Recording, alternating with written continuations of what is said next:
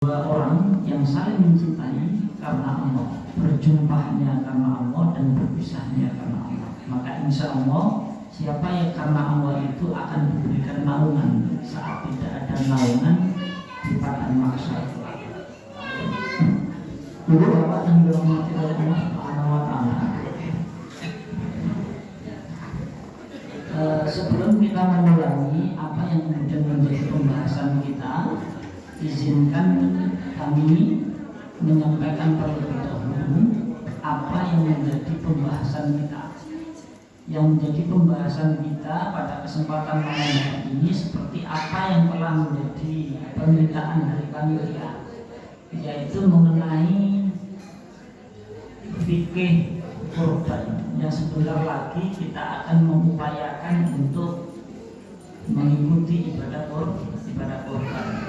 Ada ibu bapak yang di sini menunaikan kurban karena alhamdulillah. Yang berangkat haji boten? Sudah, alhamdulillah. Semoga yang berangkat menjadi haji yang mabrur, dan yang belum bisa nyusul ke depan diundang oleh Allah, ya. Dan yang belum bisa berkorban, semoga tahun depan bisa berkorban. Ya, semakin hari semakin meningkat kesadaran untuk berkorban. Kenapa berkorban itu penting? Ibu bapak yang dirahmati oleh Allah, berkorban menjadi penting itu bukti kecintaan. Karena mudah ibu gak ada putra ya. Kalau anak kita sakit, kita digurui mawon, gue sehat diri, kenapa kemudian dibawa ke rumah sakit? Bersakit ya? Kenapa nggak didiamkan saja Pak? Kan nanti sembuh sendiri. Ya kalau sembuh. Artinya apa? Ibu bapak yang cinta pada anaknya mesti ia akan mengupayakan yang terbaik untuk anaknya. Akan berkorban. Artinya apa? Seberat apapun, kalau narasinya adalah narasi cinta, maka akan ringan pengorbanan itu. Begitu pula di dalam pengorbanan atau Idul Adha. Tatkala kita mengaku cinta kepada Allah Subhanahu wa Ta'ala, tetapi ya, kita tidak mau berkorban, perlu dipertanyakan kembali. Kenapa? Karena bukti kecintaan kepada Allah diantaranya adalah pembuktian dalam ubudiyah. Dan diantara ubudiyah itu ada yang disebut dengan hari berkorban. Inna a'tayna kal-kautsar. Kita pun dapat nikmat apa? Banyak apa seperti nikmatnya? Ada yang nggak punya kaki di sini? Alhamdulillah punya kaki. Ada yang nggak punya telinga? Alhamdulillah punya. Ada yang kemudian di sini jantungnya sudah bering? Alhamdulillah belum ada. Ya? Belum. Mudah-mudahan tidak. Artinya nikmatnya masya Allah luar biasa. Ada yang nggak doyan bakso? Saya lihat di belakang sudah siap-siap bakso. Artinya karena lesan kita, mulut kita masih bisa merasakan enak dan tidak, nikmat yang cukup banyak, fasoli, maka bersyukurlah. Orang yang sehat itu ucap terima kasih lah, bisa berucap terima kasih. Mau dikasih amal banyak sekali lo nggak terima kasih. Ya di antara ucapan terima kasih kita adalah fasoli, tadi kita sholat, wanhar dan berkorban. Maka berkorban bagian dari pembuktian cinta. Dilanjutkan Mas.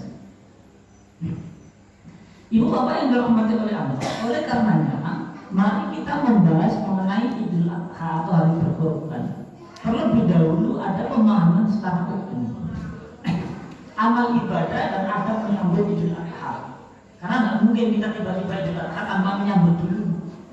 Nah, apa yang kemudian harus kita sambut? Apa yang harus kita siapkan? Yang pertama, memperbanyak takbir tahmid puasa dan kemudian amal soleh. Sehingga ibu bapak ditegaskan kalau bulan terbaik itu adalah bulan Ramadan saat malam hari. Tapi saat di siang hari yang terbaik bulan apa ibu bapak? bulan Dzulhijjah, maka jangan sia-siakan 10 hari ya, di bulan Dzulhijjah.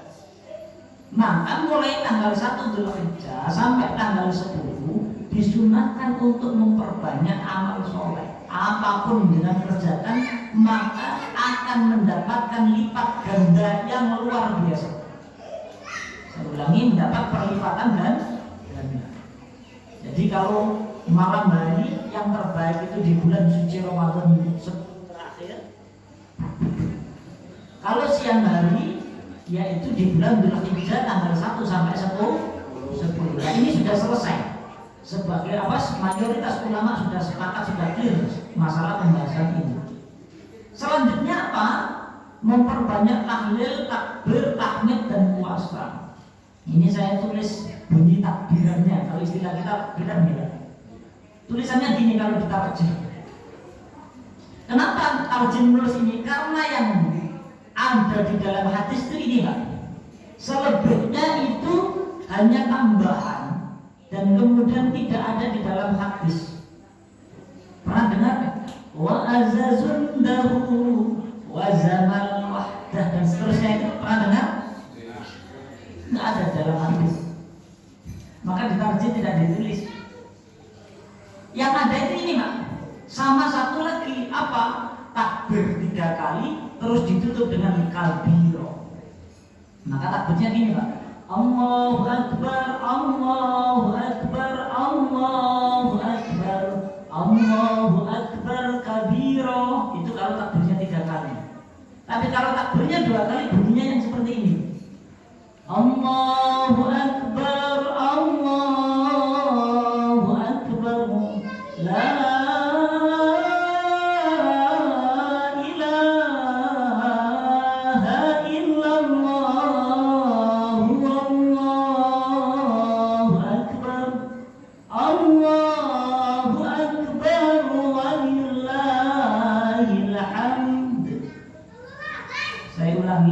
kalimat terakhir dibaca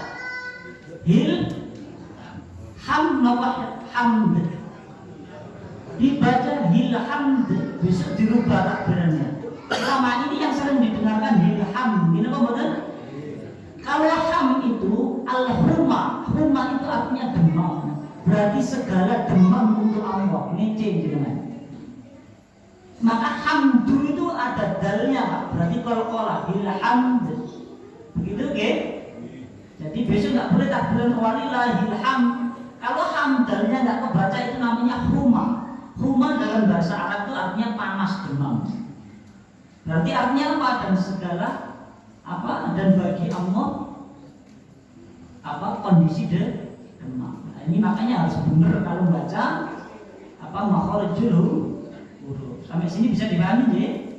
Nah itu terkait takbiran. Puasa di dalam hadis dikatakan, mohon maaf saya menulis hadisnya karena banyak sekali.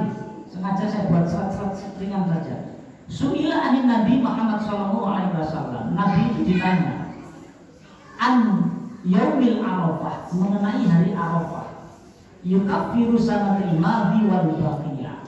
Hari Arafah itu ya, yang tanggal 9 Dzulhijjah itu menghapuskan dosa 1 tahun yang lalu dan 1 tahun yang akan datang. Kinten-kinten ibu bapak nggak ada dosa apa betul? Betul deh.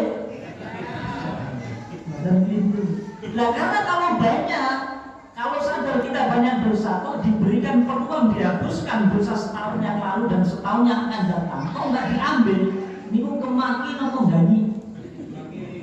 Kemakin itu meleleng kalau nggak ini barang. Kok mau ngasih pengampunan kok nggak diambil? Pengampunan, kinten-kinten ya jenengan nggak ada utang.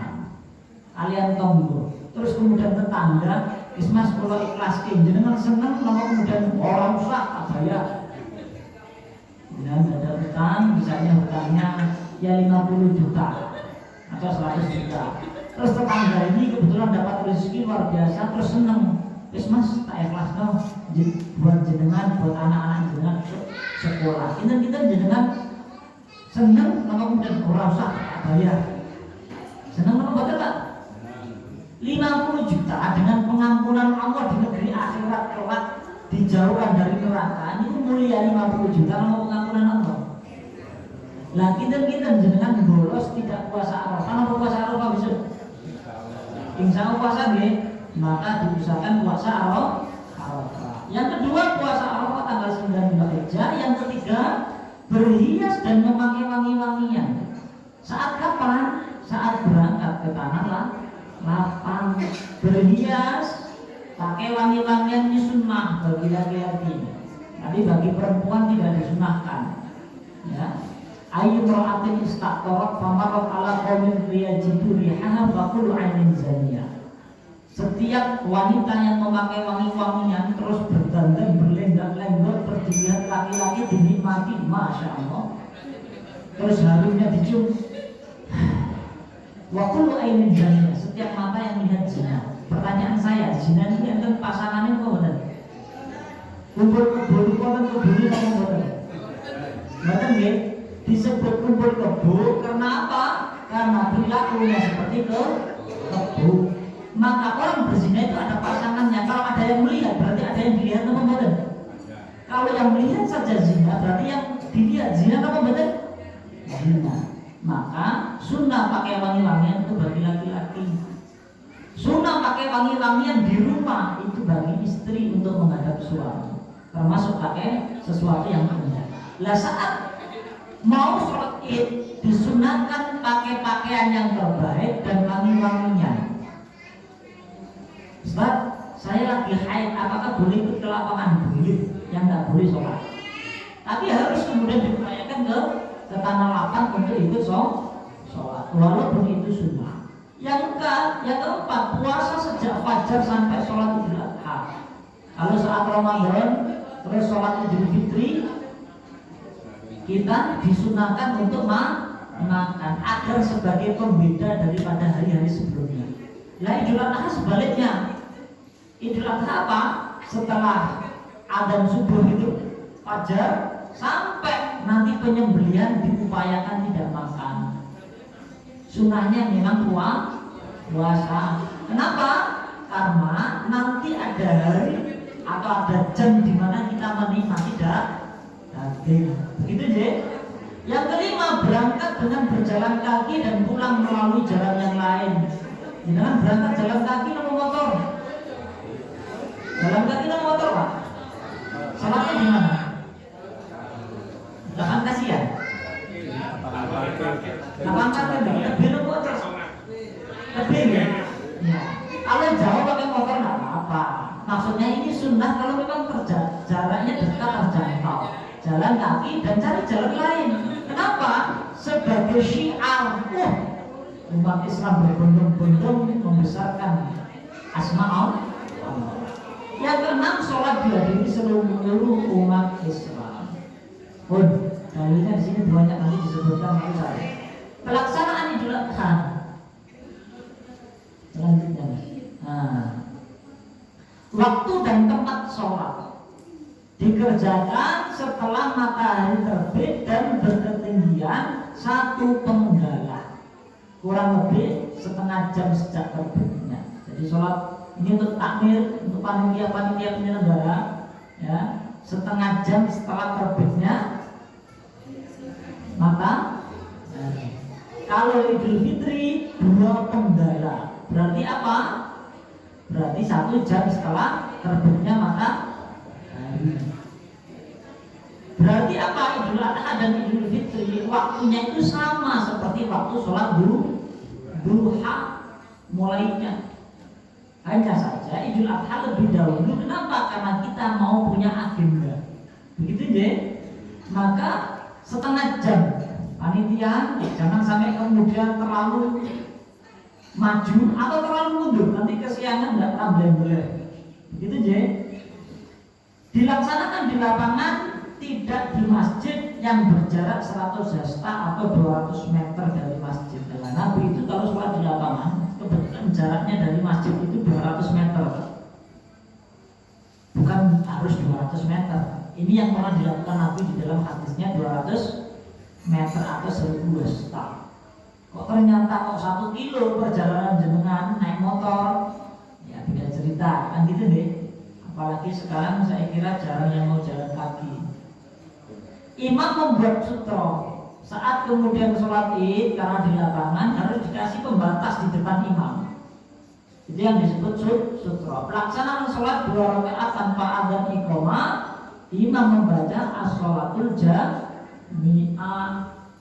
Jadi ini harus dibenarkan, ini banyak yang keliru kadang-kadang. Ada di beberapa tempat orang datang karena mungkin terlalu semangat, mau sholat itu datang terus sholat 2 rakaat, sholat apa? Tidak ada tuntunannya, karena sholat itu sholat sunnah, ya. Yang ada sholat sunnah itu sholat wajib qobliyah ataupun ba'diyah, tanpa disertai sholat sunat baik di awal ataupun di akhir, baik qobliyah ataupun ba'diyah. Takbir dalam sholat 7 dan 5. Takbir pertama 7 kali selain takbiratul ihram. Berarti kalau takbiratul ihram tidak dihitung, berarti 8 dengan takbiratul ihram. Yang kedua, ya, takbir yang kedua 5 kali, bukan takbir penyambung. Jadi berarti 6 kali. Nah, ini harus jelas ini, nanti sambil diingatkan tanpa doa di sela-sela takbir. Jangan diajarin doa apa betul setelah di sela-sela takbir. Di tarjih tidak ada dan tidak dituntunkan, maka tidak ada doa di sela-sela takbir. Tolong ini sambil dicek, Mas, Bapak, Ibu, termasuk TPA kita harus kemudian disampaikan.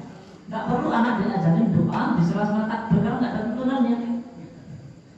Karena ada di beberapa tempat yang kemudian anak-anak seperti ngaji, tapi kemudian diupayakan yang mengikuti tuntunan. Oke, selanjutnya yang keempat, takbir dalam sholat sudah, bacaan setelah Al-Fatihah. Ini sunnahnya Al-A'la dan surat Qaf. Rakaat pertama, rakaat kedua Al-Ghasyiyah dan Al-Qamar. Pun hafal dari? Ya, kalau punya ikut sunnahnya maka kita dihafal. Yang keenam, khutbah id 1 kali, tidak 2 kali seperti khutbah sholat Jumat, dan kemudian diakhiri dengan berdoa dengan mengangkat telunjuk. Ibu bapak yang dirahmati oleh Allah Subhanahu wa Ta'ala, selanjutnya dimulai dengan takmid setiap khutbah. Nggak boleh kemudian khutbah Assalamualaikum warahmatullahi wabarakatuh dibuka terus kemudian Allahu Akbar, nggak boleh. Langsung takbir nggak boleh. Tapi sunnahnya adalah tahmid. Hanya saja di dalam khutbah itu nanti banyak takbir, tetapi harus dimulai dengan tahmid, dengan alhamdulillah. Contoh misalnya Alhamdulillahilladzi arsala rasulahu bil huda wa dinil haq, itu boleh karena dimulai alhamdulillah. Atau kemudian alhamdulillahil qail, boleh. Harus pujian dulu, bukan takbir dulu.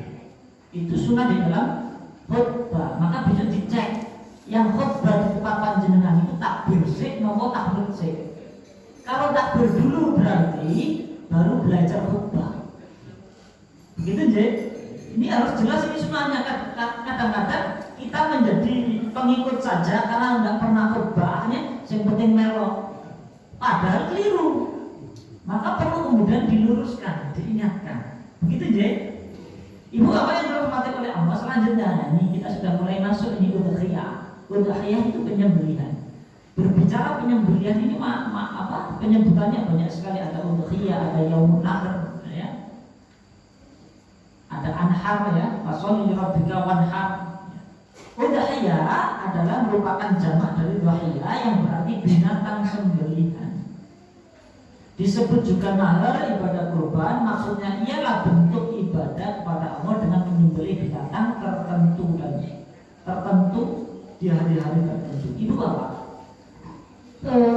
Kiai Haji Ahmad Dahlan menafsirkan ayat yang sering kita baca di dalam sholat atau bacaan-bacaan kita. Inna sholati wa nusuki wa mahyaya wa mamati lillahi rabbil alamin. Inna sholati artinya apa? Sebenarnya sholatku wa nusuki dan ibadahku wa mahyaya dan hidupku wa mamati dan matiku lillahi rabbil alamin, untuk Allah sekalian alam. Kiai Haji Ahmad Dahlan menerjemahkan wa nusuki bukan ibadah, Ahmad Dahlan menerjemahkan kalimat nusuk itu berkorban. Kenapa? Karena ibadah sudah diwakili sholat, dan nusuk itu memang artinya penyembelihan hewan. Maka inna sholati sesungguhnya sholatku dan berkorbanku, wa mahya dan hidupku dan matiku lillah untuk Allah Subhanahu wa taala. Rabbil alamin, Tuhan sekalian Allah. Artinya apa? Ibadah korban kita ini harus mempunyai niat bukan untuk siapapun, tetapi hanya ditujukan kepada Allah. Pertanyaan saya, kalau ditujukan kepada Allah, jenengan arep balasan dari Allah atau balasan dari makhluk? Allah atau makhluk? Kinten bilih kok kemudian jenengan berkorban, terus orang fakir miskinnya banyak sekali, terus kemudian sampai panjenengan nggak dapat jatah ridho nopo. Belum kok nih, saya kan bertanya, ridho nopo banyak? Insyaallah harus ridho karena berkorban. Maka nanti ada dalam konteks pembagian nanti saya sampaikan. Niat kita berkorban bukan kemudian titip daging disembelih, bukan titip kemudian kambing tolong sembelih ki engko terkena omah. Ini niatnya harus diluruskan dulu. Jadi niat kita berkorban, kok giliran dapat jatah ya tidak apa-apa, dinikmati. Tapi kalau seandainya kok yang fakir miskin banyak sekali dan jatah korbannya kurang, ya maka diutamakan yang berat, yang fakir miskin. Begitu je. Harus legowo, ini saya sampaikan dulu. Karena banyak kemudian orang salah kaprah di dalam niat berkorban. Niatnya apa? Titip disembelih. Nah ini bahaya. Selanjutnya mas, binatang sesembelihan tadi ya. Binatang sesembelihan itu ada unta, kerbau, kambing, domba, kibas. Ini saya sampaikan. Mazhab Syafi'i atau Syafi'iyah lebih mengutamakan unta, sapi dan seterusnya. Jadi urutannya unta dulu kalau mazhab Syafi'i. Jadi kalau kemudian ada yang mengikuti Imam Syafi'i, diupayakan kurbannya unta di sini. Indonesia itu kan mayoritas mazhabnya Syafi'iyah. Ya kalau ikut mazhab Syafi'iyah ya unta seharusnya. Seharusnya unta. Nah, kebetulan kita tidak mazhab Syafi'i ya, kita mengikuti semua ulama ya. Sedangkan mazhab yang lain mengutamakan kambing dulu, bukan sapi dulu. Kenapa? Karena apa? Kambing atau domba. Karena apa? Nabi Ibrahim itu saat menyembelih Ismail digantinya bukan diganti sapi, diganti domba. Sehingga mazhab ulama-ulama yang lain mengutamakan domba dan kambing. Lah permasalahannya sekarang gimana? Kok sekarang sapi semua? Nggak apa-apa, kenapa? Karena melihat asas kemanfaatannya. Karena sama-sama sapi juga dibolehkan. Kalau kambing, alam dibagi 12 cuma dapat teklek. Gitu apa bener? Tapi kalau sapi, rata. Maka berbicara Islam itu, ngapunten ya, harus melihat juga konteks di lapangan. Maka memahami dalil itu setidaknya ada 3 pendekatan. 1 dilalatun nasri, 2 iktida'un nasri, yang ketiga isyaratun nasri. Dilihat bagaimana teks bunyi ayat atau hadisnya, lafaznya, dilihat konteks di lapangannya bagaimana, dan dilihat juga kinaya sindiran-sindiran apa yang tersurat dari ayat ataupun surat yang ada, bahkan hadis yang ada. Sehingga memahami agama itu kemudian pokoknya tidak bisa. Karena agama ini sebagai solusi bagi kehidupan umat manusia. Maka kalau ada sapi betul saja dipaido. Yang dipaido itu kalau korban kucing itu betul-betul besar. Kok kucing ayam aja nak boleh kok. Gitu je.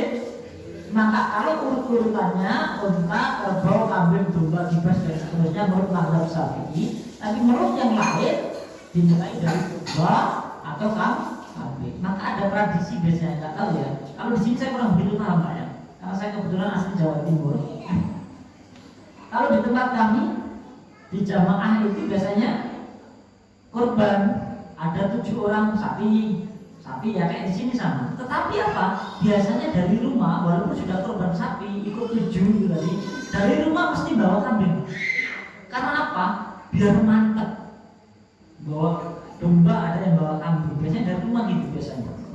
Ya. Pengen apa? Biar mantap. Ya boleh-boleh saja. Mau korban itu nggak harus satu kok. Dengan korban 10 sapi juga boleh, nggak betul? Boleh. Pilih wonten amane nggih. Kalau nggak ada uangnya ya masalah. Ibu bapak yang dirahmati oleh Allah, tinggal kemantapan, ya. Maka monggo sapi, kambing dan sebagainya monggo. Ya. Selanjutnya sifat dan umur binatang kurban ini masih terkait fikih ini. Ya. Yang pertama binatangnya sehat, kata sehat, enak dipandang mata, mempunyai anggota tubuh yang lengkap. Jangan dimaknai enak dipandang mata itu terus kemudian nanti dibengesi, diwedai, ya. Malah nggak enak, malah lucu nanti. Ya. Enaknya menurut takaran hewan. Tidak ada cacat seperti buta, rusak kulitnya, pincang dan sebagainya. Jadi diupayakan sehat. Terus nanti muncul, biasanya dari penjelasan ini muncul, Ustaz, lah bagaimana kalau kemudian korban dibarengkan dengan akikah? Nah ini nanti banyak pertanyaan-pertanyaan seperti itu banyak. Boleh atau tidak? Ayo, jangan ragu-ragu apa tidak ragu-ragu rasa jawab. Dijawab dengan ilmu, ya. Boleh atau tidak korban dibarengkan akikah? Enten betul? Tidak boleh. Kenapa? Karena persyaratan hewannya pun sudah berbeda. Persyaratan hewan untuk kemudian korban itu seperti ini. Sedangkan akikah tidak harus seperti ini. Tidak boleh, dari segi hewannya saja sudah berbeda. Nah, satu lagi saya tanya, boleh tidak korban hewannya betina?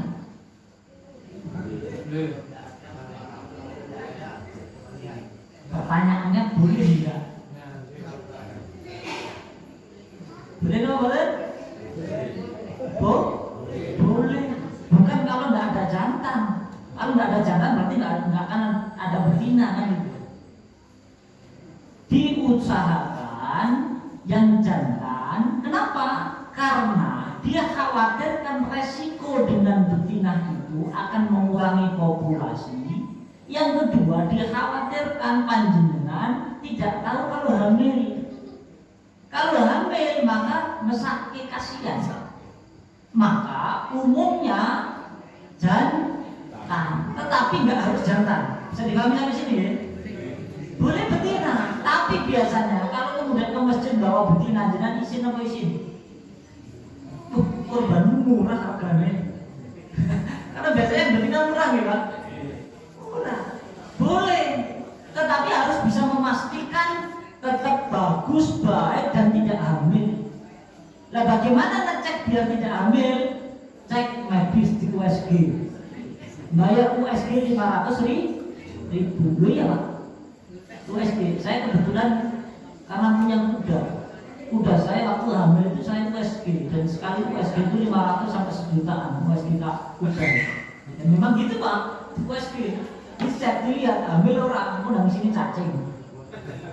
Kalau nggak gitu pengen cara manual ngecek kemudian apa kambing, cukup gini Pak, mulutnya sama hidungnya ditutup, apa istilahnya, sekep, kenapa Pak? Istilahnya dikekep nih, dikekep, ditutup rapat gini. Kalau kemudian kambing itu kencing, domba itu kencing, berarti hamil. Ini ilmu baru ya. Kalau kencing itu hamil. Kalau nggak kencing nggak hamil, ya mohon maaf karena saya anak desa ya, jadi mainan sama kambing. Ibu bapak yang dirahmati oleh Allah, maka boleh, tetapi diupayakan yang pasti-pasti. Lah yang pasti-pasti itu biasanya jantan, tidak ada yang jantan hamil. Loh, mas ini jantan tapi perutnya kok buncit? Nah itu jangan akan makan. Bapak-bapak ada yang buncit? Nggak ada, alhamdulillah. Yang kedua, binatang kurban disyaratkan memenuhi kriteria musina, yaitu unta berusia 5 tahun lebih, 5 tahun minimal.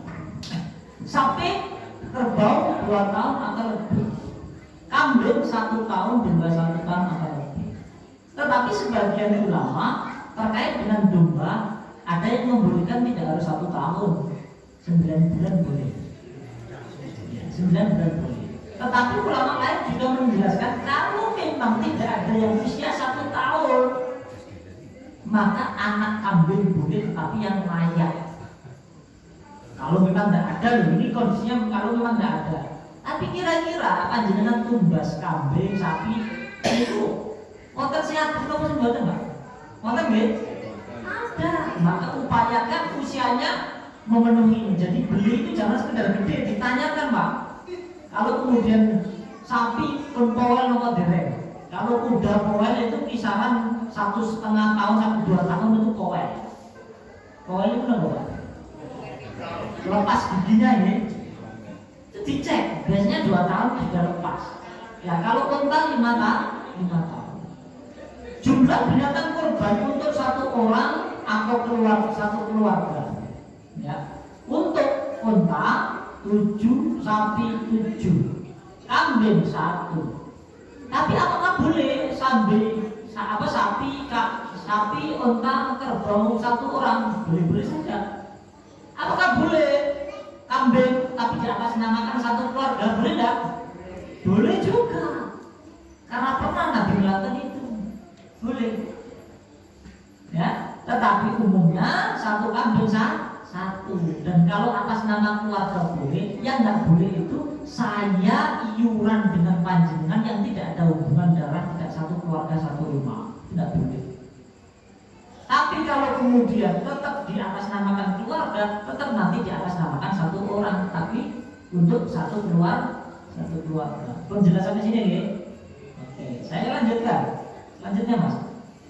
Ini karena waktunya pas nanti tanya jawab. Menyembelih binatang kurban. Ya, persiapan bagi yang akan kurban tidak mencukur rambut, memotong kuku sejak awal bulan Dzulhijjah. Dengan yang mau kurban tanggal 1 nggak boleh potong kuku deh, nggak boleh potong rambut. Lu Mas, ternyata saya potong, apa udah nggak sah kurbannya? Tetap sah. Itu sunnah. Jadi sunnahnya diupayakan dilakukan. Katanya kita Muhammadiyah. Kalau Muhammadiyah itu pengikut Nabi. Dan Nabi itu menuntunkan kalau tanggal 1 Dzulhijjah sudah masuk, jenengan niat kurban, jangan cukur rambut, cukur kumis, cukur jenggot, cukur bulu ketek. Ya, itu tidak boleh juga semua bulu-bulu ya. Tidak boleh dipertegas. Ya, tidak boleh. Kukunya juga tidak boleh. Kenapa? Karena itu sebagai bentuk persaksian kelak atas upaya kurban kita, dan semua akan mendapatkan ganjaran atas apa yang kemudian dilakukan untuk Allah Subhanahu wa Ta'ala. Mas, berisi Mas, itu menunjukkan apa? Menunjukkan bahwasannya kita ini makhluk yang kemudian hina, makhluk yang lemah, bahwasannya kita ini tidak ada indah-indahnya kalau kemudian kita tidak merawat apa yang telah diberikan Allah dengan baik. Wadir, ya, saya lanjutkan. Waktu penyembelihan tanggal 10 sampai 13. Tanggal 10 itu hari penyembelihan, langsung jenengan sembelih tanggal 10 boleh. 11, 12, 13 yang disebut dengan yaumut tasrik. Ayyamul maklumat, hari-hari yang telah ditentukan itu tadi 10 sampai 13. Diutamakan yang menyembelih sahibul kurban. Ngapunten, sudah latihan penyembelihan belum di sini? Yang menyembelih Mbak Kaum nopo kemudian sahibul kurban? Mbak Kaum, boleh enggak? Boleh, tetapi yang lebih utama sahibul kurban. Tapi jangan rebutan. Karena sapi 7 orang terus aku sing ngambil, terus rebutan. Terus yo gantian separuh-separuh lah, boleh. Harus tetap 1 orang, dan cara penyembelihannya harus yang syar'i, yang dibenarkan, terpotong minimal 3 jalur, kanan, kiri, dan tengah, atau ada yang bilang 4 di belakang tenggorokan. Maka perlu tampaknya nanti pelatihan lah, ngundang juliha, juru sembelih halal, ya. Terpotong nadi kanan, nadi kiri, tenggorokan dan di belakangnya, ya. Jadi itu harus terpotong keempat-empatnya. Boleh dengan teknik dorong, teknik tarik, monggo, bebas, ya. Silakan. Harus latihan. Jangan karena kemudian dia disesepuhkan, terus kemudian nggak bisa nyembelih, sudah tremor, semerat tremor pak. Tangan terus dipaksa suruh nyembelih terus oprok mana nggak saya. Maka perlu dilatih. Siapa? Kalau bisa yang dilatih itu nggak hanya takmir, semua, karena semua berhak mempunyai kesempatan untuk berkorban. Berarti apa? Lebih afdolnya Anda yang nyembelih pak. Kalau selaku sahibul korban. Nah kita sahibul korban berani nyembelih badan. Kalau belum berani latihan, pertama nyembelih ayam dulu. Loh mas, saya nggak jual ayam, nggak apa-apa, jalan sembelih, setelah disembelih antar ke rumah saya. Naik lagi, kalau ayam sudah sembelih kelinci, nggak apa-apa, yang kalah-kalah kali ya. Ya sembelih lagi apa? Cari kambing yang kecil, kambing yang besar. Kalau sudah bisa membeli sapi sudah, baru praktek di Idul Adha. Begitu ya. Harus latihan semua. Alat penyembelihan binatang korban. Wa ahsinu fil qatli, dan perbaikilah di dalam penyembelihan atau pemotongan. Artinya apa? Saat menyembelih diupayakan alat penyembelihannya tajam dan jangan kemudian menyakiti hewan. Ada di beberapa tempat yang kemudian harus disuntik dulu. Di Eropa disuntik terus dipungsangkan. Justru itu malah tidak baik. Kenapa? Karena darahnya ya tidak akan keluar dengan sempurna sehingga banyak penyakit yang tersisa. Maka kalau bisa ketika motong itu sekali dan kemudian keluar darahnya semua. Dan kalau bisa ini bagi penyembelih yang juru sembelih, ya. Saya kalau korban biasanya saya yang menyembelih soalnya. Saya, kakak saya, bapak saya itu biasanya nyembelih. Ya, kalau nyembelih saat kemudian nafasnya kambing itu kayak kita tarik nafas. Saat keluar, lah itu baru nyembelih. Maka darahnya akan maksimal keluarnya, tidak ada yang tersisa. Dan setelah disembelih nggak boleh kemudian terus kemaluannya atau telur testisnya kambing tapi dipotong dulu, nggak boleh. Yang lebih baik yang pertama kali dipotong itu malah kepalanya. Belum jelas sampai sini? Aduh mas, berarti ini keliru lah, jangan perbaiki. Fungsi kajian gitu kan? Agar sempurna, dagingnya harum dan tidak, nanti tergantung penyembelih. Yang diucapkan saat menyembelih binatang korban, Bismillahi wallahu akbar, gampang pak. Maka kalau panjenengan mau korban, mau potong sendiri, doanya minimal itu, Bismillahi wallahu akbar. Terus kalau dari jenengan halalnya siapa? Ya lillah, ya kepada Allah. Nah ini minimal Bismillahi wallahu akbar, pun jangan boleh. Itu. Selanjutnya pembagian daging kurban. Yang pertama orang yang berkorban, sahibul kurban. Sahibul kurban bagiannya berapa? Maksimal berapa? Separuh? Sepertiga maksimal. Maksimal loh ini? Maksimal. Tapi kalau nggak minta bagian boleh? Tapi wonten mboten mriki. Mungkin nyembelih Pak.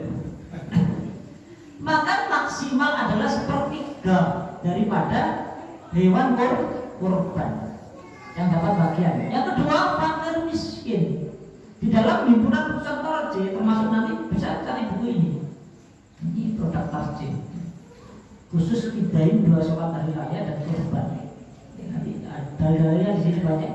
Sengaja tidak saya tuliskan karena maka punten tadi saya belum sempat karena harus ngajar sampai habis maghrib tadi waktu di telepon tadi saya masih ngajar. Ya. Jadi fakir miskin. Artinya kalau kemudian di tarjih dikatakan kalau mayoritas bunganya yang miskin sampai kita yang korban kemudian misalnya nggak kebagian, maka diutamakan yang fakir miskin tidak apa-apa. Seperti yang tadi saya sampaikan, maka mentalitas berkorban itu bukan mentalitas kita menyembelih.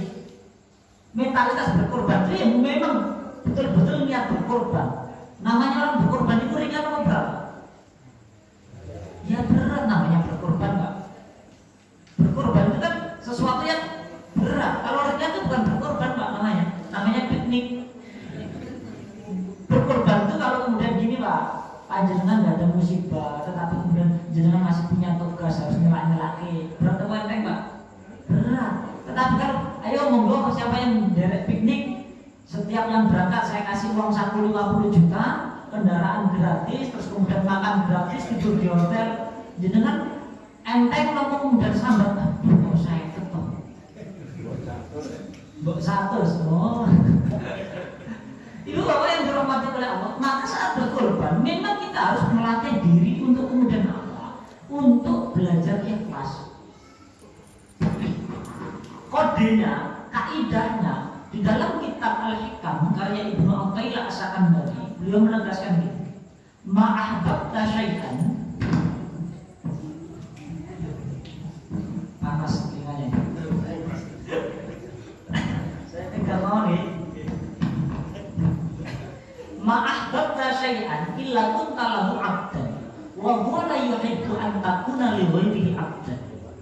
Siapapun ya, tidaklah seseorang yang mencintai sesuatu kecuali ia akan menjadi budak daripada apa yang ia cintai. Sedangkan dia Allah tidak mengharapkan Anda menjadi budak menghamba kecuali pada Allah. Jadi rumusnya orang itu kalau jatuh cinta mesti akan siap menjadi budak dan menghamba kepada orang yang dicintai. Gini betul? Cinta anak sakit, bawa rumah sakit betul? Berat apa ringan? Berat, tapi kelakon. Gini betul? Siap menghamba, siap berkorban. Cinta kepada rumah, misalnya, kemudian rumah dibiarkan kotor, nongkor rela harus kemudian mengeluarkan tenaga membersihkan rumah. Rela nongkor betul? Rela karena cinta. Jenengan cinta dengan mobil misalnya, punya mobil. Terus kemudian perlu ganti oli boten? Perlu keluar uang boten? Berkorban karena Anda cinta terhadap apa yang Anda cintai. Begitu pula saat kita cinta kepada Allah, oh nggak mau berkorban, berarti dobos. Oh jelas gak? Maka kalau cinta pada Allah harus wajib mempunyai jiwa berkorban. Yang ketiga, disimpan untuk suatu berkorban. Disimpan untuk suatu berkorban itu bagaimana? Boleh menyimpannya, jatahnya bisa disimpan dan dibagikan. Kapan? Saat kemudian lewat dari 3 hari. Saya ulangi, lewat dari 3 hari. Kita nyimpannya berapa hari kita? Setahun, Mas. Mau dibesar kok. Ada sebuah hadis di sini dibacakan ya. Di sini cukup detail di sini dibaca apa? Ada hadis mengenai pembagian hewan kurban. Bahwasannya ya, saya bacakan saja ya agar cepat. Ini, sungguh Zaid telah menceritakan kepadaku Abu Sa'id Al-Khudri telah mendatangi keluarganya. Kemudian ia mendapati semangkok besar dendeng dari daging kurban dan ia tidak mau makan dendeng tersebut. Kemudian Abu Sa'id Al-Khudri mendatangi kota Dan dan ia menceritakan bahwa Nabi Muhammad SAW berkata, sungguh aku telah memerintahkan agar tidak makan daging hewan kurban lebih dari 3 hari karena untuk mencukupimu. Dan sekarang aku menghalalkannya bagimu. Lantas kemudian diberikan kepada kota Dan dari Sa'id Al-Khudri. Artinya apa? Diupayakan hewan kurban itu bukan kemudian cari tampungan korbannya. Hewan kurban utamanya, ya niatan utamanya itu untuk berkorban, bukan untuk kita memperbanyak daging, tapi untuk berbagi kepada fakir miskin. Kok ternyata semua dibagi sudah dan jenengan masih punya dan sisa berlebih, itu beda masalah. Tetapi kalau kemudian tetangganya masih kurang, oh jenengan masih punya simpanan sampai berbulan-bulan, kalau mengikuti hadis ini maka jenengan harus berbagi. walaupun sudah dapat jatah bagian itu. Nah kita jangan berbagi pada. Duh, no freezer saya ono 5 kresek ya. Maka diupayakan jangan lama-lama. Yang kedua, apa maksudnya? Makanan itu nggak boleh disimpan lama-lama. Kurang baik. Daging itu enak yang fresh apa yang lama? Nah yang fresh care. Kasih fresh care. Nah, enak yang baru. Maka diupayakan segeralah berbuat kebaikan. Jangan sampai saat kemudian kita mati dan kita masih punya tanggungan daging buahnya. Karena besok kita akan ditanyai dengan harta yang kita punya, termasuk diantaranya daging. Segitunya para ulama. Bahkan kalau kemudian tadi saya sampaikan di dalam ngaji tadi, zuhud itu artinya adalah tarku ma la yanfa' fil akhirah, meninggalkan sesuatu yang tidak bermanfaat dalam kehidupan akhiratnya. Berarti apa? Yang ditinggalkan itu bukan sesuatu yang haram, sesuatu yang boleh, sifatnya mubah. Jenengan nyimpen daging itu boleh, tapi kalau nyimpen lama itu sesuatu yang mubah. Kalau pengen jadi orang zuhud, jangan lama-lama dibagi. Itu utamanya. Sedangkan yang kedua, warok itu apa? Warok itu tarku ma takhafu dararahu fil akhirah, meninggalkan sesuatu yang berdampak pada kedaruratan yang membahayakan kehidupan akhirat kita. Berarti apa? Warok itu meninggalkan yang haram. Kalau zuhud tadi meninggalkan sesuatu yang melalaikan. Berarti kalau orang yang zuhud, yang mubah saja ditinggalkan karena nggak bermanfaat untuk akhiratnya, apalagi yang haram mesti ditinggalkan. Dan orang yang berkorban diharapkan mempunyai mentalitas zuhud. Oke, saya percepat. Oke. Para ulama sepakat daging kurban tidak boleh diperjualbelikan. Abu Hanifah memperbolehkan menjual kulit, kuku, tulangnya selain daging. Ini Abu Hanifah. Ya, ini kita kecil ya. Oke, terakhir mas. Sudah. Nah, sudah. Ibu bapak yang dirahmati oleh Allah, karena ini sudah selesai. Saya sampaikan ini. Habis ini tanya jawab monggo. Yang banyak ditanyakan mesti yang terakhir. Terkait kulit. Ya, terkait kulit. Diupayakan semua dibagi. Saya ulangi, diupayakan semua dibagi. Terus bagaimana Ustaz kalau kemudian kulitnya dijual? Semua tidak boleh menjual kulit. Siapa? Shahibul kurban. Yang tak boleh itu yang siapa yang jual? Shahibul kurban. Kalau panitia terus dikasih kulit, boleh enggak? Boleh. Dalam bimbingan putusan tarjih bahkan ini Abu Hanifah pun membolehkan. Bahkan di sini di dalam hadis ada 2 hadis yang kemudian disampaikan di sini dalam kitab ini, nanti ditarjih lebih banyak ya. Diperbolehkan. Apalagi ketika ada sebuah kepanitiaan dan kebetulan, mohon maaf saya biasanya sering ngisi di Banjarnegara. Besok Juli saya ngisi di Banjarnegara, di Dieng. Ya, di Dieng itu yang sekali korban pimpinan ranting itu bisa 470 sapi, belum kambingnya Pak, satu ranting. Masya Allah, itu bingung semua. Itu kalau kemudian suruh motongin kulit, Masya Allah, penceng Pak, boleh nggak selesai sehari. Bayangkan, saya ulangi, 470 sapi, belum kambingnya ratusan. Masya Allah. Dan saya rutin biasanya 2 bulan sekalian ke sana untuk isi pengajian terkait Muhammadiyah. Dan saya sampaikan gini, Ibu. Maka ketika demikian, maka boleh panitia menjualkan, dibelikan daging, dibelikan daging untuk dibagi, atau kemudian digunakan untuk sesuatu yang bermanfaat. Boleh. Tetapi yang tidak boleh itu siapa? Shahibul kurban. Maka harus ada pemahaman bagi shahibul kurban terkait akad. Nah ini mumpung ada shahibul kurban saya sampaikan. Jenengan harus legowo dan kemudian nyampaikan ke shahibul kurban, kulitnya monggo dikelola. Biar kemudian takmir itu tidak punya beban. Coba bayangkan Pak, kalau kemudian Panitia itu bukan kemudian yang mengelola keseluruhan, cuma membantu untuk terselenggaranya korban. Itu kalau ditarjih gitu, membantu terselenggaranya korban. Maka selaku sohibul korban berupaya tidak memberatkan panitia. Terus titip, terus memberatkan, boleh didom.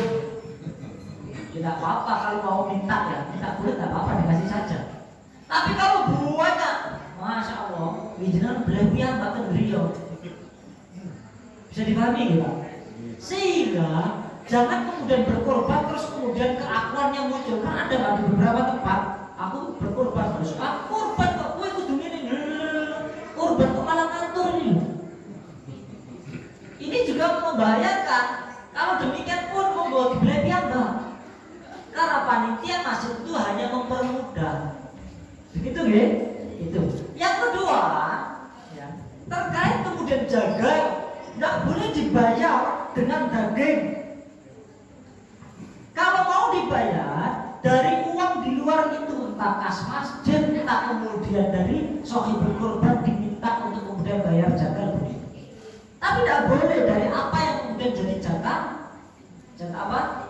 Jatah korban atau daging. Kalau misalnya jaganya dikasih daging, bukan untuk bayaran. Misalnya, apa? Ya memang semua dapat jatah bagian daging itu boleh, tetapi bukan bayaran loh, ya. Kalau itu disebut bayaran, maka tidak diperkenankan dan tidak diperbolehkan pun. Ada yang ditanyakan? Nah, monggo. Kalau panitianya itu adalah sohibul bagaimana? Untuk yang kulit tadi. Ya. Ternyata panitia korban itu para sohibul. Terus gimana untuk kulit tadi? Ya, sahabat. Ya. Untuk kemudian panitianya ternyata sohibul, ya tinggal sohibulnya minta enggak? Minta kulit enggak sohibulnya? Enggak minta? Ya sudah, kalau enggak minta ya jual saja. Boleh, ya. Yang jual bukan sohibul tapi ya, serahkan ke panitia. Ya, cari yang lain, Bu. Masa satu kampung sohibul semua terus sudah jadi panitia semua, ya. Kan banyak skenario ya, bisa di skenario itu titip ke yang lain, nggak boleh sohibul. Saya ulangi, nggak boleh sohibul. Misalnya di sini sohibul semua panitia. Nah, yang enggak itu yang jual. Oke, ya. Coba. Itu kulit itu kalau diminta sama pengurus PRM nanti dijual untuk pembangunan masjid, untuk kegiatan, untuk agenda, untuk pembagian gitu ya. Sambut? Oh, ini Pak, ini terkait dengan kulit. Nanti jangan buka halaman 22 dan seterusnya di belakang. Boleh. Maka di sini saya tulis ini. Ya. Itu tadi yang terakhir. Terakhir. Ya. Bahkan Abu Hanifah membolehkan menjual, ya, digunakan untuk sesuatu yang bermanfaat. Jadi boleh. Tapi saya ada tapinya. Tadi saya sampaikan agar kemudian semua menjadi terang benderang, sohibul, jangan, mohon maaf ya, jangan ada pemahaman kemudian ya udah dibalik kabeh. Maka sohibul harus kemudian memberikan akad. Saya ulangi, sohibul harus legowo dan memberikan akad. Kalau tidak seperti itu menjadi pemahaman bersama. Contoh misalnya di kampung saya, karena kebetulan sudah pengajian seperti ini di Masjid Muhammadiyah, karena kulit itu tidak boleh dijual oleh sohibul dan kemudian tatkala sohibul diberi juga nggak mau, maka bagaimana ini biar kemudian tidak mubazir? Maka kita minta kehalalan dari sohibul. Maka setiap korban sohibul itu sudah mampu, sudah paham bahwasannya korban kulit itu untuk masjid, nanti untuk pengelolaan sesuatu yang lebih manfaat. Untuk nanti diberikan daging juga boleh dibagi kembali, diberikan kemudian misalnya pembangunan masjid karena masjidnya belum selesai pembangunan juga boleh. Maka di beberapa tempat kulit biasanya dikelola. Karena apa? Banyak yang tidak mau kulit. Kalau kulit sapi itu masih mendekam, bisa dimakan. Harus cuma kulit kambing sapi pas beli bolong-bolong udah. Ada yang mau beli Pak? Kalau kambing sapi terus lubang-lubang, kecuali untuk mainan. Ya. Dan saya kira kita nggak makan kulit kambing, ya. Walaupun bisa dimakan, beli tegel. Ya. Begitu aja, Ibu. Jadi diupayakan bukan sohibun, jangan sohibun. Ada lagi yang lain? Dia mau beli.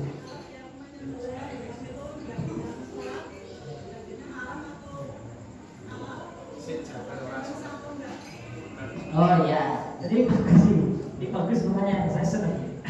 Ya, Mas, kalau yang nyembelih, ya, yang nyembelih itu nggak sholat, nggak sholat, itu halal atau haram, Mas?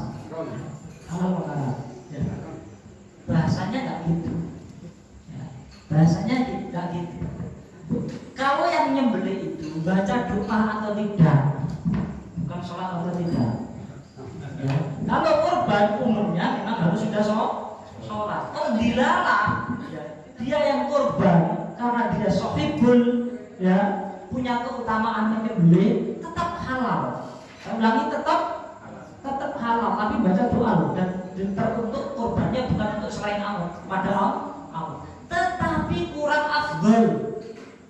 Ya Bu, saya ulangi, kurang afdal. Utamanya penyembelihan itu sohibul yang punya, Pak, yang menyembelih. Ya. Kalau urusan sholat urusan dia dengan Allah. Ya. Kalau halal dan tidaknya halal, tetapi kok korban tetapi melupakan yang wajib, itu sehat apa sehat? Saya kira orang korban tapi lupa dengan kewajibannya, itu sehat atau penyakitan? Ya jelas penyakitan orangnya. Orang yang wajib ditinggalkan, sedangkan kemudian ia sibuk membahas yang sunnah. Sama kayak gini, tiang ngagem catok nanging boten ngagem katok, pakai sabuk tapi boten katokan. Sabuk ini mahal, harganya 5 juta. Sabukan, kok gak kira katokan? Nopo pilih katokan tapi betul sabukan? Maka jangan sampai seperti itu, catokan nanging boten ngagem katok. Jangan terbalik balik, ya. Diutamakan memang sohibul itu harus sholat, dan yang membeli sohibul. Kok kemudian kita, ya, ada melihat yang sohibul itu membeli, dan kok kemudian kebetulan tidak sholat, halal tidak? Tetap halal, tetap halal. Oke, bisa dipahami ya? Yang lain, monggo, mumpung waktunya masih ada. Mau bapak dulu. Mereka bukan muslim berkorban. Bukan orang muslim berkorban. Bukan muslim. Oh ya. Tapi dia niat ingin membantu sesama. Gimana? Oke.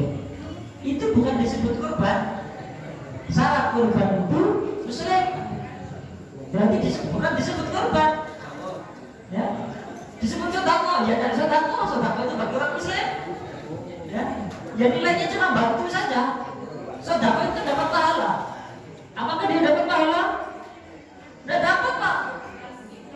Dia hanya dapat keuntungan, kebaikan dari hubungan sesama manusia, tetapi tidak dapat pahala di sisi Allah. Bisa dipahami sampai sini? Karena kunci tiketnya itu harus iman dulu. Sama kayak gini, jangan dapat tiket pesawat, harganya 2 juta. Terus punya tiket bis harganya 500.000. Terus tiket pesawat tadi digunakan naik bis, laku betul Pak? Tiket pesawat tadi yang mahal tadi nggak laku, walaupun mahal Pak. Tiketnya bis apa? Yang tiket bis tadi digunakan naik pesawat bisa? Nggak bisa. Maka kunci berkorban itu harus iman dulu. Begitu guys. Maka inna atainakal kautsar fasholli diawali dengan sholat. Nah, sholat itu orang yang muslim atau tidak muslim Pak? Kan ada orang Cina itu kan, dia bikin berkorban tapi jangan membantu berbagi sama itu. Kalau membantu silakan, tetapi tidak dihukumi berkorban. Kita kan orang muslim, ya. Tapi katanya pada waktu korban. Ya semoga saja, kalau waktunya semoga saja. Ya. Tapi itu bukan dinilai korban, tidak terhitung korban. Namanya apa, umat manusia, hubungan humanitas kemanusiaan, ya boleh-boleh saja bantu. Tetapi bukan korban itu namanya. Karena korban itu syaratnya dengan keimanan. Yang kedua juga bukan sedekah dalam definisi Islam. Karena sedekah itu dapat balasan pahala dari Allah, sedangkan dia dapat balasan dari manusia, kegembiraan, toleransi dan sebagainya. Tapi bukan dalam urusan agama ini. Itu jelas. Allah Islam. Allah yang tadi. Oh itu begitu Allah. Untuk pembagian korban itu sokifo mendapat 1/3 Maksimal. maksimal 1/3. Kemudian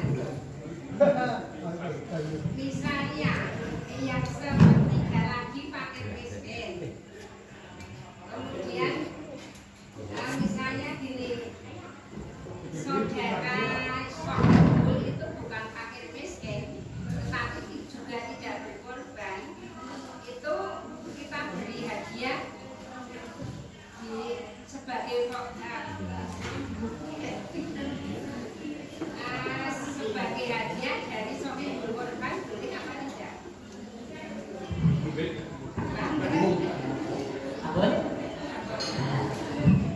Ini terkait dengan pembagian korban. Pembagian korban itu perlu dicatat ibu, ya, perlu dicatat. Satu, ini ada lagi yang belum saya lupa tulis. Orang yang meminta. Nah ini boleh tidak orang minta? Boleh. Orang yang mau meminta. Saya lupa belum saya tulis. Ya. Untuk saya ingat. Ya. Jadi fakir miskin orang yang meminta. Nah, orang yang meminta itu siapa? Siapapun monggo. Silakan siapa yang minta. Yang kedua, ini diutamakan fakir miskin. Ada keutamaan bu. Maka kembali lagi di awal definisi korban tadi saya sampaikan. Jenengan boten searep-arep. Kalau misalnya saudara Sohibul korban itu bukan miskin, terus kemudian pengen jenengan bagi monggo, tapi diupayakan jenengan bagi dari jatah panjenengan sepertiga. Ribut? Ribut? Gak dengar bu? Hadiah 2 porsi. Maksudnya gimana?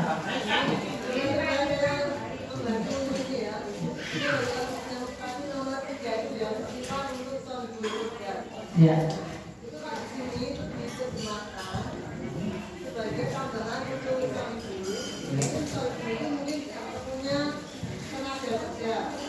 Punya? Ya.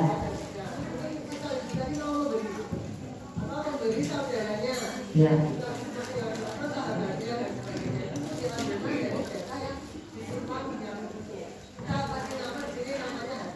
Aduh, baru paham saya. Soalnya saya nggak tahu biasanya hadiahnya apa. Saya pendatang tiba-tiba dengan nama baru di sini kan aneh. Kalau namanya disepakati agama, saya paham. Ya, oke. Di sini disepakati dengan sebutan hadiah. Boleh saja. Hadiah itu boleh, ya. Kalau penyebutannya demikian dengan yang disimpan Sohibul tadi, boleh. Karena apa? Korban itu sesungguhnya tidak ada kepanitiaan, artinya tidak di masjid. Korban di rumah jenengan beli sendiri, jenengan bagi sendiri itu boleh pak. Hanya saja untuk mempermudah sebagai bentuk ukhuwah Islamnya juga, syiarnya juga, akhirnya apa bareng-bareng, begitu ya. Jadi sebenarnya di rumah sendiri jenengan beli piyambak boleh. Nah terkait dengan pembagian itu urusan panjenengan, karena diserahkan ke panitia, berarti yang bagi panitia. Masalahnya begitu. Jadi jangan kemudian nalar cara pandang kita saat kita kelola sendiri kita terapkan di masjid, tidak bisa. Kalau gitu jangan beli-beli. Karena apa? Di masjid ngurusi orang banyak, ratusan ribuan, begitu ya? Bisa dipahami? Maka yang dapat jatah bagian panjenengan sepertiga itu, ya kalau jenengan bagi ke saudara jenengan tidak apa-apa, silakan. Tapi jangan kemudian saya dapat sepertiga terus saya minta lagi untuk saya tampung. Nah karena gitu ya mbak, jangan di masjid. Karena apa? Mesti masjid akan terlalu berat mengendalikan kondisi yang begitu banyak. Jadi pahami ya?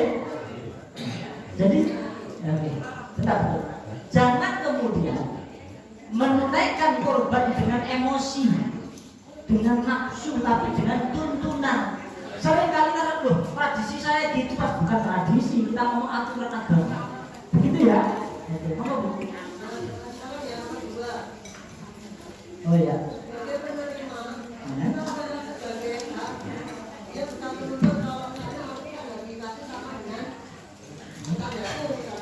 Ya.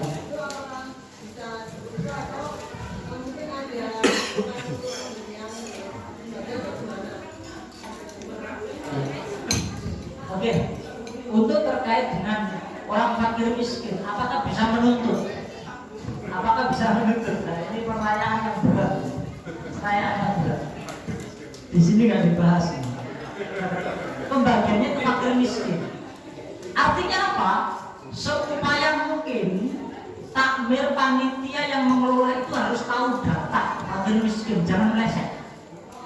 Yang kedua, jangan lupakan penjelasan saya di awal. Spirit korban itu memberi. Ketika ada yang tercecer, tertinggal, maka kita punya bagian sepertiga, ambilkan untuk kita beri. Karena itu spirit korban. Jangan kemudian loh, ini kan hak saya bagian sepertiga. Spirit korban itu memberi, bukan kemudian kita sistem penyembelih. Oke ya, itu. Terkait dengan hukumnya, apakah kemudian dia bisa menuntut atau tidak? Tidak bisa. Tidak bisa menuntut. Hanya saja, karena ini keutamaan yang perlu diberi itu bukan kita dulu yang mampu, tapi yang fakir. Berarti apa? Kita mempunyai kekurangan di dalam penyelenggaraan atau kurang sempurna dalam kita berkorban. Oh, kita berkorban itu belum sempurna, maka harus punya data rigid. Kampung sini siapa sebelum dikeluarkan keluar misalnya dagingnya. Maka panitia harus detail. Maka kenapa ada panitia di masjid itu agar kemudian punya data yang sama. Tetapi kalau semuanya membeli sendiri-sendiri, oh sana fakir saya kasih, ternyata dikasih orang menumpuk di sana, ternyata jadi 2 kambing. Maka pentingnya untuk koordinasi. Begitu ya. Jadi nggak bisa menuntut. Tetapi kesempurnaan kita sebagai bentuk korban itu mengutamakan harus fakir dulu. Fakir miskin. Begitu ya. Ada lagi sebelum saya makan bakso. Monggo Pak. Untuk sebagai sohibul itu seandainya kan sudah dapat jatah. Sudah dapat jatah. Tapi dia itu pengen merasakan lidah, bisa boleh minta gitu. Boleh kawan. Terima kasih. Sohibul boleh tidak kemudian minta lidah? Memang lidah tidak bertulang. Lidahnya tidak bertulang. Boleh asalkan kemudian masih sepertiga, tidak di luar sepertiga. Kalau soal itu boleh ya, maka sepertiga itu termasuk bagian dia. Kalau terus kemudian loh, saya soal itu dapat sepertiga, terus di situ boleh minta, saya minta lagi, terus kemudian di situ kebetulan apa lagi? Bagian miskin nggak masuk lah. Minimal dia dapat 2 lah. Kalau gitu kan ya dapat setengah sendiri dari kambing. Atau gitu tidak nyembelih namanya. Maka kalau minta itu silahkan boleh, walaupun sohibul boleh, tapi itu masuk sepertiga. Misalnya lidah, ya itu termasuk sepertiganya. Jadi dipahami? Boleh Bu, tukang minta apapun boleh, tetapi sepertiga. Paham ya? Jadi minta monggo, mau minta kepalanya, mau minta kupingnya, itu urusan jenengan boleh. Tetapi sepertiga. Oke, bukan di luar sepertiga, terus sepertiga sudah dapat jatah saya, terus kemudian minta lagi. Boleh clear ya? Soalnya kalau gitu Pak, dan selesai, minta semua, apalagi Indonesia. Dan juga nggak dibenarkan, bukan karena Indonesianya. Tidak dibenarkan karena bagian sohibul itu seperti 3, bukan kemudian kerangkep Pak. Terus kemudian gini Pak, kamu karena anaknya sudah bisa kakak, bapaknya sohibul, bapaknya dapat sepertiga, terus kemudian minta dapat jatah lagi, terus kemudian anaknya karena masih fakir, ya, anaknya miskin bukan fakir, terus dapat lagi, ya, terus anaknya minta lagi, wah, masya Allah itu jenis pulaan, sanes korban, ya, maka bukan double pemahamannya, begitu ya, itu masuk yang seperti itu. Kata Malik. Memang kalau urusan yang bersinggungan dengan perut itu memang luar biasa. Ya, memang harus hati-hati memang. Coba. Sekarang ini jam 9 kurang 10 menit. Ya, kalau cukup saya tutup gini Ibu, Bapak yang berhormat ulama. Pertama, sebenarnya ringan dan mudah. Ketika apa? Ketika niatan kita itu lillah. Saya ulangi sekali lagi, ini paling penting fondasi dasar. Korban itu bukan untuk sibuk dalam urusan bagian, walaupun itu penting untuk kita membagi. Tetapi kalau kita jadi sohibul, mentalitasnya itu mentalitas berkorban, memberi. Itu mentalitas yang harus diutamakan dulu. Ya.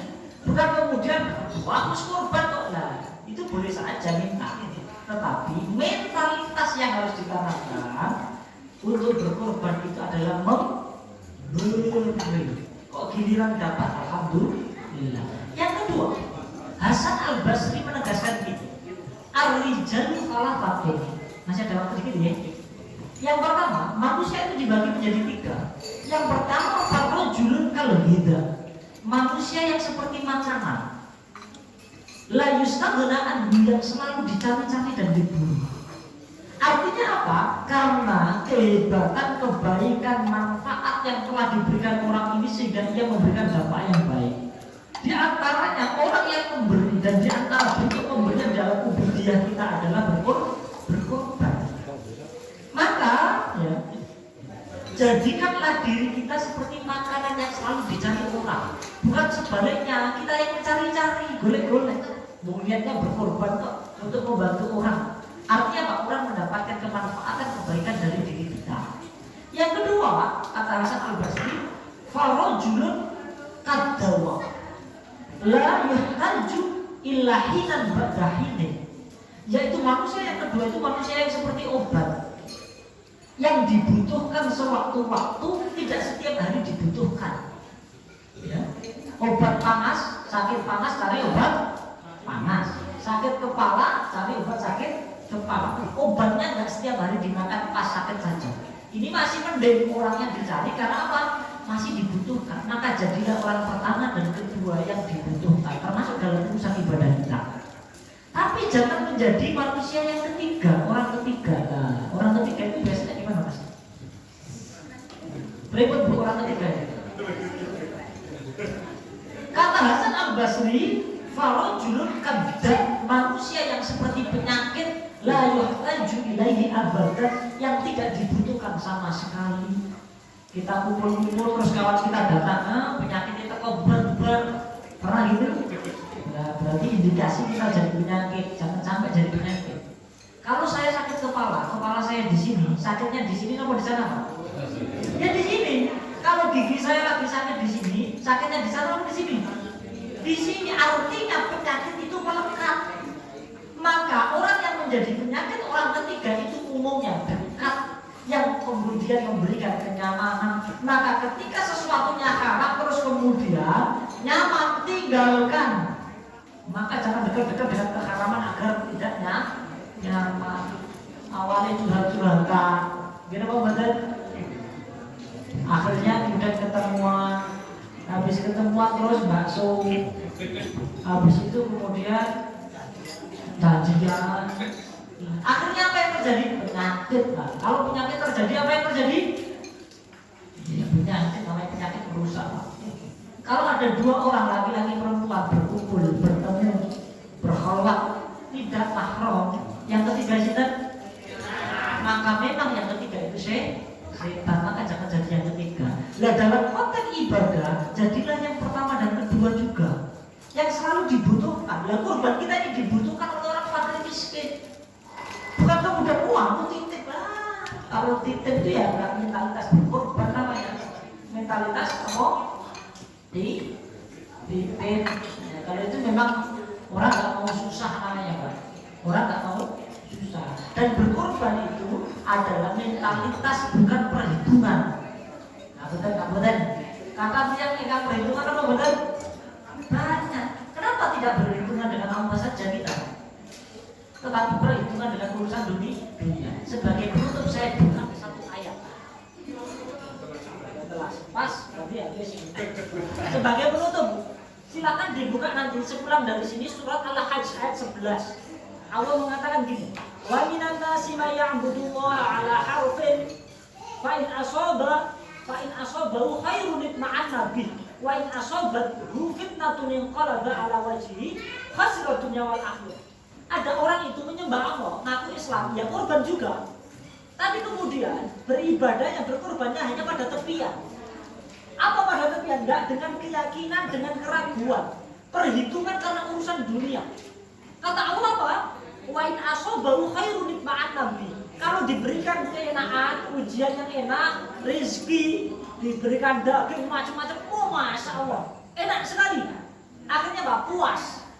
Tapi saat kemudian diberikan ujian yang nggak enak, oh pas jatahnya kurang, loh ini tak timbang kurang ini, kurang sakon.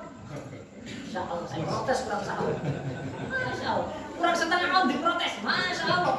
Ya, dapat sesuatu yang nggak enak, terus kemudian apa? Inqalaba ala wajhi, balik ke belakang, kufur. Kufur itu diantaranya apa? Salah satu yang muncul dari kekufuran adalah mengumpat kedengkian dan sebagainya. Maka orang seperti ini berarti standar kebaikannya bukan standar agama tapi standar dunia. Wong dapat enak baru seneng, nggak enak nggak seneng kok. Padahal seharusnya kalau standar agama itu standar orang iman. Saat diuji kebaikan, alhamdulillah bersyukur. Saat kemudian dapat yang gak enak, bersabar. Sebagaimana dalam hadisnya, ajaban li amril mu'min inna kulli umrahu khairun wa laisa dzaka li ahadin ilal mu'min in asabathum syarra syakara wa in asabathum dharra sabara maka lahu khairun lah. Nah ini berbeda Pak. Nah tinggal panjenengan yang mana? Yang kemudian beribadah pada tepian yang ini tadi, atau kemudian yang iman. Lah korban itu bukan pada tepian, korban itu spiritnya, iman. Oke, kalau tadi itu teknis saya sampaikan, tetapi substansi daripada pengorbanan ini tadi. Oke? Monggo ini harus dipahami ya, dalam surat Al-Hajj ayat 11. Ada orang itu beribadah tapi cuma di tepian. Kata Allah. Ya, di dalam tafsir apa Ibnu Katsir dijelaskan luar biasa banyak, nanti bisa dibaca ya, bahwasannya ia mempunyai ukuran standarnya dunia. Jadi standar enak dan tidaknya itu standarnya dunia, bukan standar iman. Ya kurban itu standarnya bukan dunia, tapi standar iman. Maka kok kurang setengah on, kok kurang 1 on, bagi jatah kita tetaplah kita bersyukur. Tapi kalau kemudian kita yang kemudian kurang bagi, aduh kurang setengah on, tak kirim ke, karena kemudian saya punya kewajiban untuk membagi. Bisa dipahami ya? Jadi cara pandangnya harus berbeda. Satu yang menerima bersyukur, yang memberi harus kemudian profesional. Nah ini 2 hal yang harus dipahami. Ya? Jadi kalau menerima ya sudah, alhamdulillah. Kok ente misalnya cuma setengah kresek misalnya, ya alhamdulillah. Kok ternyata nggak dapat? Ya jangan beli titik. Loh, mantang tuh.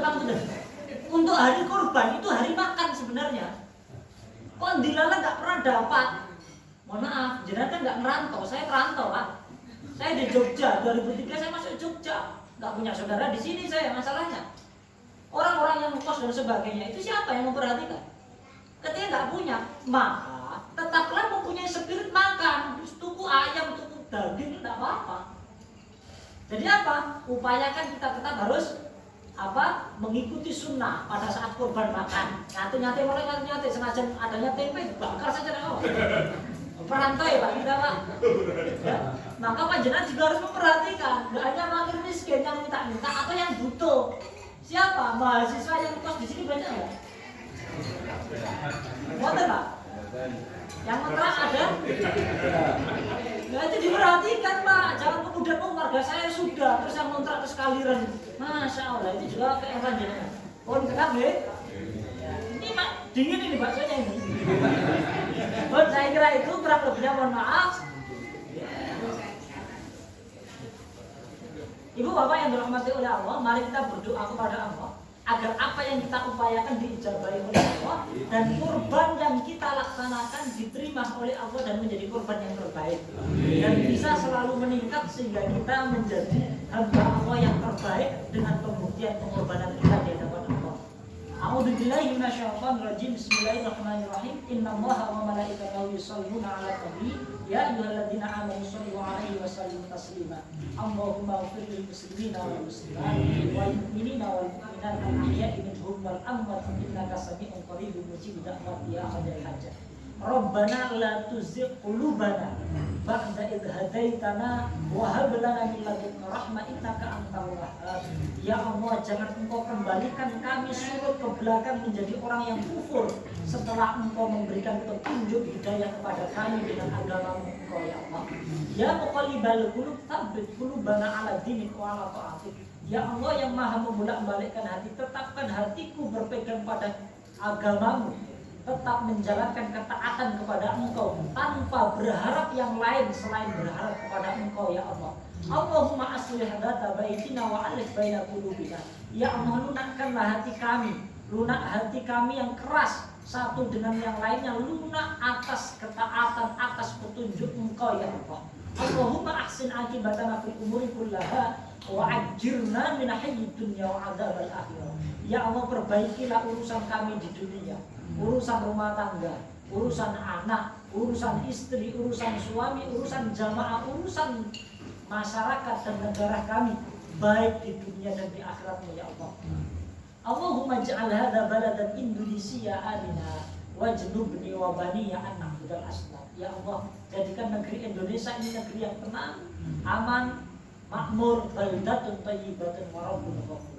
Dan jadikan pula ya Allah negeri Palestina, negeri yang Engkau janjikan menjadi negeri yang merdeka, yang saudara kami yang di sana mampu melaksanakan ibadah dengan maksimal, mampu hidup sebagaimana layaknya manusia, dan berikanlah kebaikan kepada seluruh umat Islam dimanapun berada ya Allah.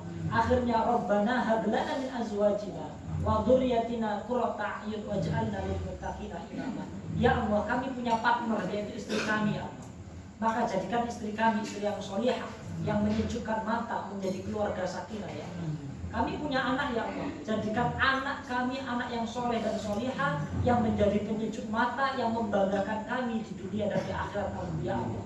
Allahumma ij'al hadza baladan Indonesia aminah waj'alna lil muttaqina imama. Selanjutnya ya Allah, jadikanlah kami pemimpinnya orang-orang yang bertakwa. Rabbana atina fid dunya hasanah wa fil akhirati hasanah wa qina adzabannar. Subhana rabbil izzati amma yasifun wa salamun alal mursalin walhamdulillahi rabbil alamin. Assalamualaikum warahmatullahi wabarakatuh. Terima kasih kepada Ustaz Sudi telah banyak memberikan kita ilmu. Semoga kita mendapatkan berkah dari Allah dan mendapatkan apa yang telah kita dapati pada malam ini. Bapak Ibu, sudah di penghujung acara, dari panitia kita mengucapkan banyak terima kasih atas kehadirannya. Mari kita tutup pada malam hari ini dengan membaca kafaratul majlis. Subhanallahumma wa bihamdika asyhadu an la ilaha illa anta astaghfiruka wa atubu ilaik. Mohon wal alami wa yasturun fastabiqul khairat. Assalamualaikum warahmatullahi wabarakatuh. Waalaikumsalam.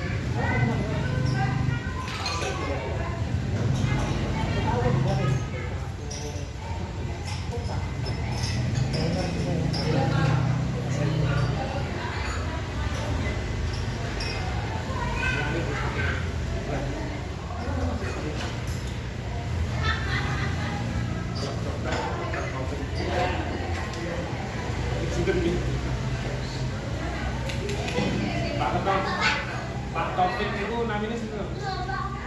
Pak Dokter. Dokter Taufik. Sampai kurang. Mana sana?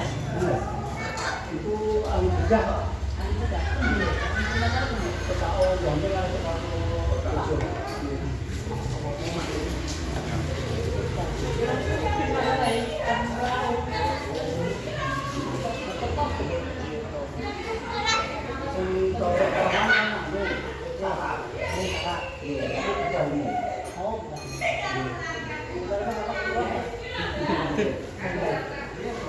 tapi kalau ini ada bagus nih.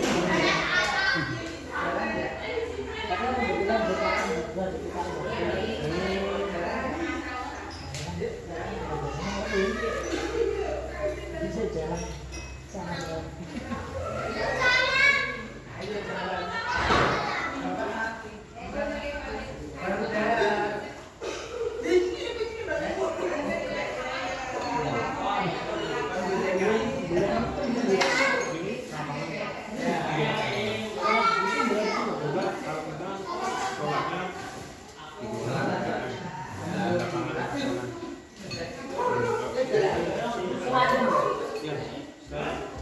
Bukan selalu pertemuan ya.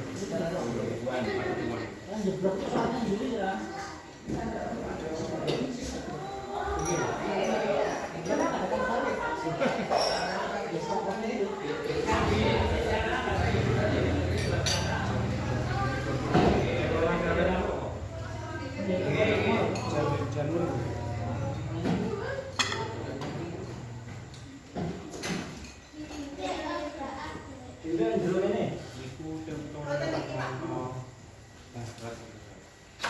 Ayo,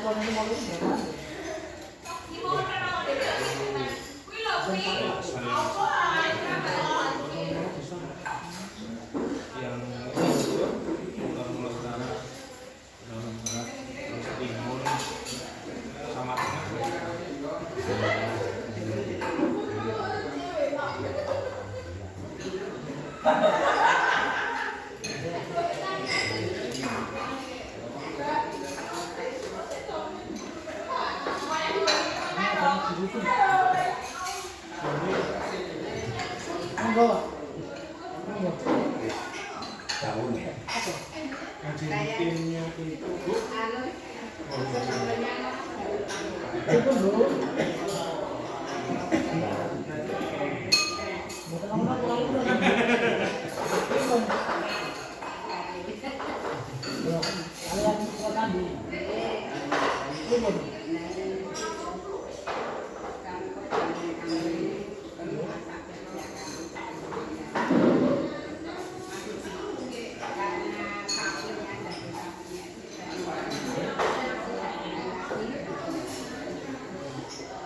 Yang dimaksud itu adalah hewan yang dia korbankan bukan bagian dari orang. Oh, bukan yang lain. Makanya yang dari yang dia korban bukan kesimpulan sama seperti juga enggak. Itu lah.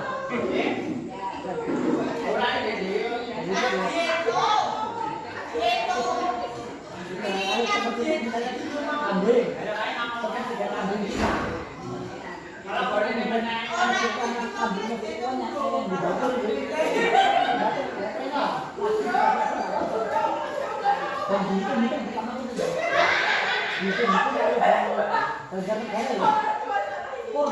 Dan dipakai sendiri. Masa mereka kan bener-bener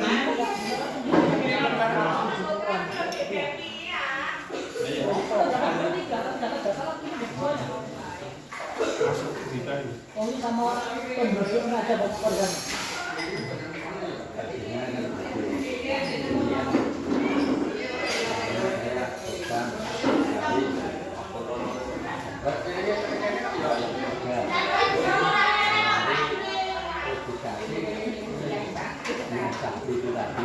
Yang penting bukan jatah seperti gambar suami pun.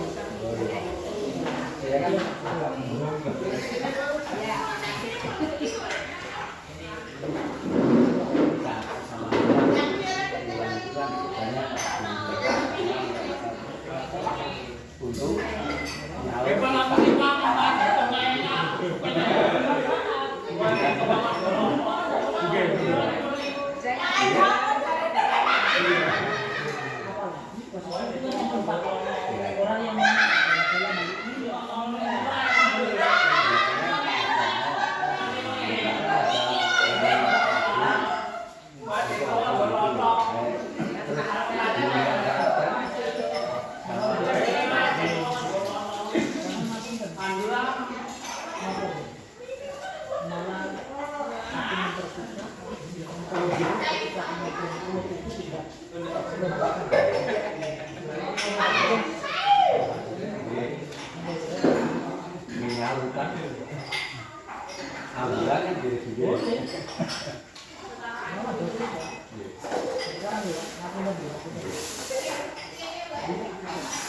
tetap orang-orang itu apa ya?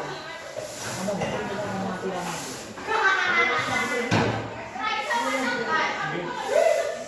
Ambil kembali kan? Enggak.